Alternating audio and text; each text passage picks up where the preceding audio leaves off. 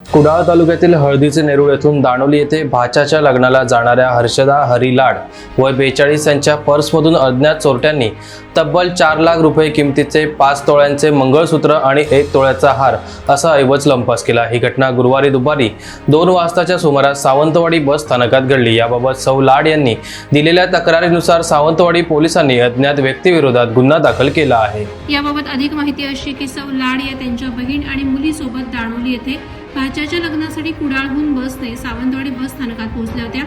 लग्नात घालण्यासाठी त्यांनी सोबत आणलेले मंगळसूत्र आणि हार पर्समधील एका प्लास्टिकच्या डब्यात ठेवले होते। दुपारी 2 वाजता त्या सावंतवाडी बस स्थानकातून दाणोलीसाठी कोल्हापूर नृसिंहवाडी बसमध्ये चढल्या। बस उपरलकर देवस्थान जवळ पोहोचल्यानंतर त्यांना त्यांच्या पर्सची चेन उघडी दिसली। त्यांनी तात्काळ दागिने तपासले असता आतील मंगळसूत्र आणि हार असलेली डबी गायब असल्याचं त्यांच्या लक्षात आलं। त्यांनी त्वरित बस थांबवून पोलिसांना माहिती दिली। बस पोलीस ठाण्यात नेण्यात आली, परंतु चोरी झालेले दागिने मिळून आले नाहीत। सौ लाड यांनी पोलिसांना दिलेल्या माहितीनुसार सावंतवाडी बस स्थानकात कोल्हापूर नृसिंहवाडी बसमध्ये चढताना 2 बुरखाधारी महिला बसमध्ये चढल्या आणि तत्काळ खाली उतरल्या। याच महिलांनी चोरी केली असा संशय सौ लाड यांनी व्यक्त केलाय।